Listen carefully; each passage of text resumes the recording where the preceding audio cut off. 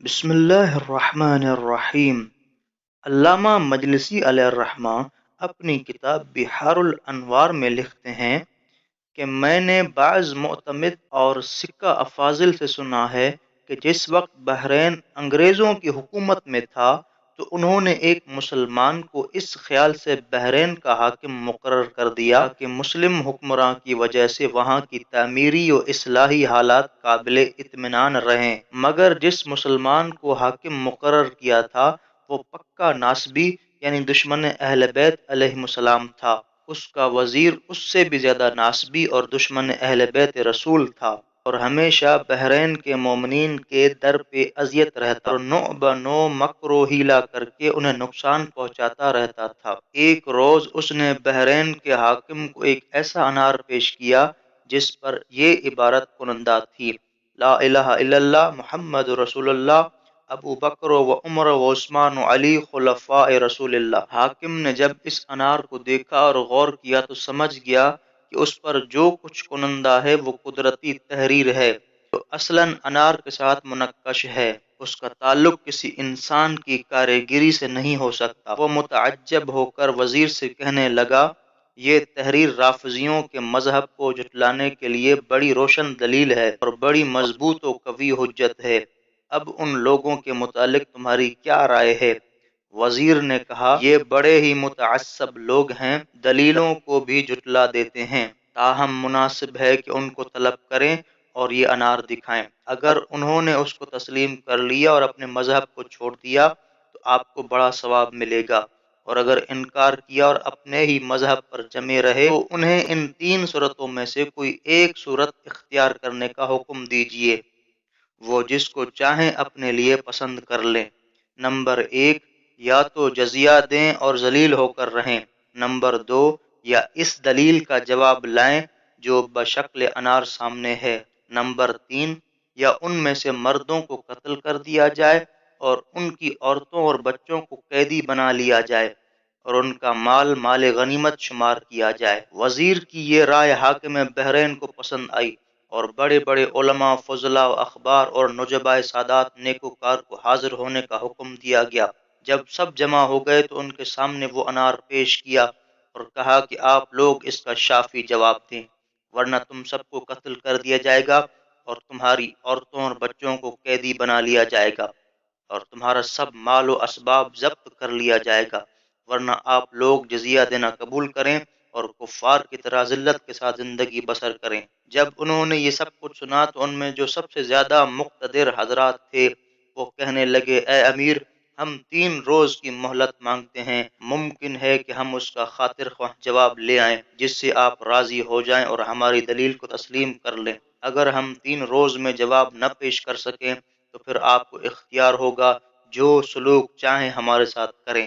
حاکم نے ان کی یہ درخواست منظور کر لی اور یہ لوگ وہاں سے نہایت خوف زدہ اور حیرت کے عالم میں واپس لوٹے اور اپنا ایک جلسہ منعقد کیا۔ اتفاق رائے سے یہ طے پایا کہ شہر کے صالح اور زاہد اشخاص میں سے 10 آدمیوں کو انتخاب کیا جائے، پھر ان 10 میں سے بھی 3 اشخاص کو منتخب کر لیا جائے۔ چنانچہ ایسا ہی کیا اور 3 آدمیوں کا انتخاب عمل میں آیا۔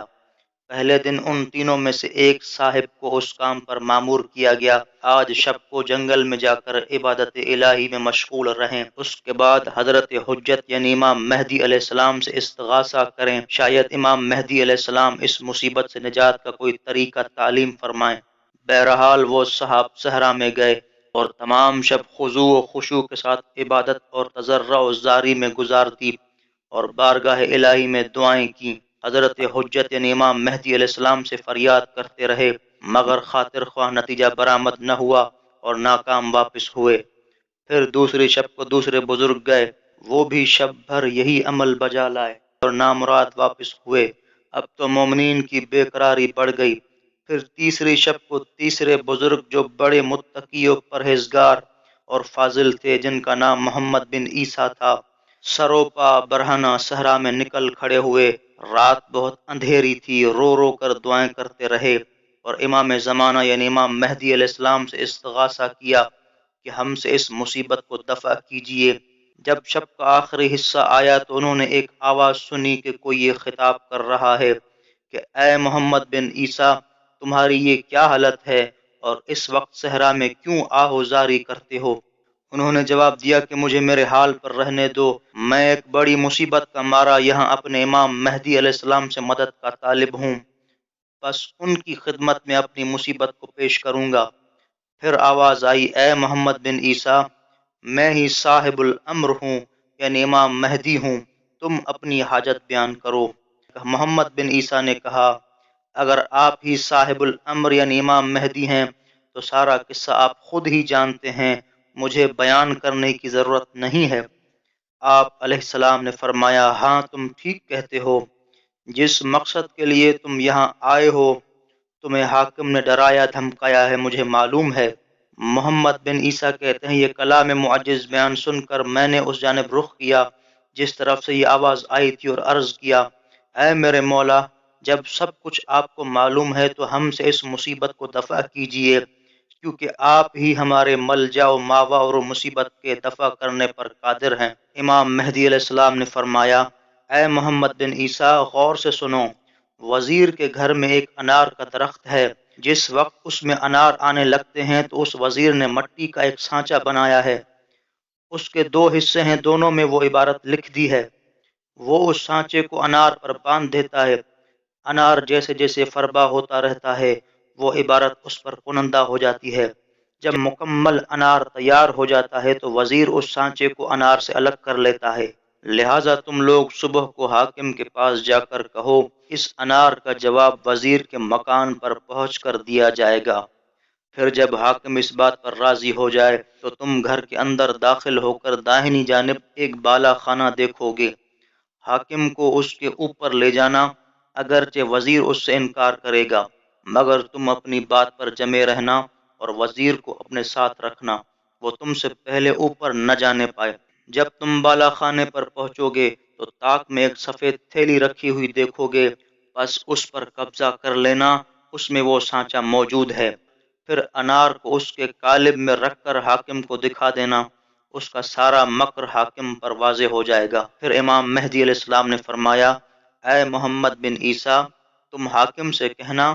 اور اب ہمارا دوسرا معجزہ بھی دیکھو، وہ یہ کہ وزیر کو حکم دیجئے کہ وہ اس انار کو توڑے جس کے اندر سوائے راکھ اور دھوئیں کے کچھ نہیں ہے۔ چنانچہ حاکم کے حکم سے جب وزیر اس انار کو توڑے گا تو وہ راکھ اور دھواں اڑ کر اس کے چہرے اور داڑھی کو اپنی لپیٹ میں لے لے گا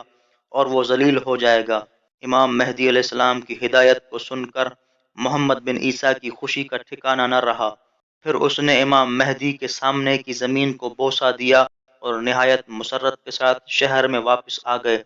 اور اپنے تمام لوگوں کو کامیابی کی خوشخبری سنائی۔ الصبح تمام علماء وغیرہ جمع ہو کر حاکم کے پاس جا پہنچے اور محمد بن عیسیٰ نے امام علیہ السلام کی ہدایات کے مطابق وہ سب باتیں حاکم پر ظاہر کر دیں۔ جب حاکم نے وزیر کی اس چالاکی کا عملاً یقین کر لیا اور اس کا سارا مکر و حیلہ حاکم پر ظاہر ہو گیا تو اس نے محمد بن عیسیٰ سے پوچھا کہ یہ بتاؤ، یہ سب کچھ تم کو کیسے معلوم ہوا؟ انہوں نے جواب دیا کہ حجت خدا امام زمان مہدی علیہ السلام نے یہ سب کچھ مجھے بتایا ہے۔ حاکم نے دریافت کیا کہ تمہارے امام کون ہیں؟ انہوں نے ہر ایک امام کے نام سے اسے آگاہ کیا اور مزید جو کچھ بتانا تھا سب بتا دیا۔ حاکم نے کہا، آپ اپنا ہاتھ بڑھائیے تاکہ میں اس مذہب پر بیعت کروں۔ یہ کہہ کر حاکم نے کلمہ پڑھا،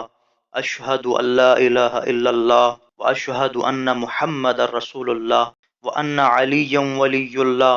ووصی رسول اللہ وخلیفتہ بلا فصل۔ پھر باقی ائمہ علیہم السلام میں سے ہر ایک کا نام لے کر ان کی امامت و ولایت کا اقرار کیا اور بہترین صاحب ایمان ہو گیا اور اس مکار وزیر کو قتل کرا دیا، نیز اہل بحرین سے معذرت چاہی اور ان کے ساتھ اعزاز و اکرام سے پیش آنے لگا۔ یہ واقعہ اہلیان بحرین میں بہت مشہور ہے